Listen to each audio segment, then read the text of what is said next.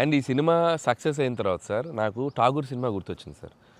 'ఠాగూర్' సినిమాలో మీరు అరెస్ట్ అయినప్పుడు మొత్తం మీరు ఏసీఎఫ్ ఒక బ్రాంచ్ పెడితే దాంట్లో ఉన్న మీ దగ్గర పనిచేసే వాళ్ళందరూ రోడ్ల మీదకి వచ్చేసి మిగురిచ్చేస్తారు కదా. ఈ సినిమా సక్సెస్ అయిన తర్వాత మీ ఫ్యాన్స్ అందరు సార్ ఎక్కడెక్కడెక్కడెక్కడెక్కడ డీప్ రూట్స్ ఉన్న వాళ్ళందరూ బయటకు వచ్చేస్తారు. బయటకు వచ్చేసారు, థియేటర్స్కి వచ్చారు, మిమ్మల్ని మీ ఫోటోలు ముద్దులు ఎట్టుకుంటున్నారు, సెలబ్రేట్ చేసుకున్నారు. And it's a very very very big gift.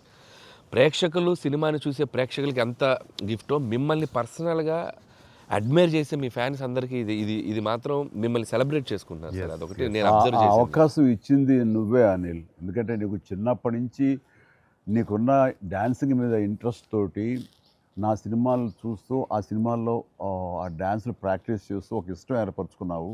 And ఎలాగా ప్రజెంట్ చేసే ఇష్టపడతారు అనేది తరోగా ఆ మాస్ పల్స్ తెలిసిన వాడే నువ్వు. సో నాతో సినిమా చేస్తున్నావు అనగానే ఏమేమి అందులో మనకి పొందుపరిస్తే బాగుంటాయన్నది ఐ థింక్ నువ్వు నీ హ్యాట్స్ ఆఫ్.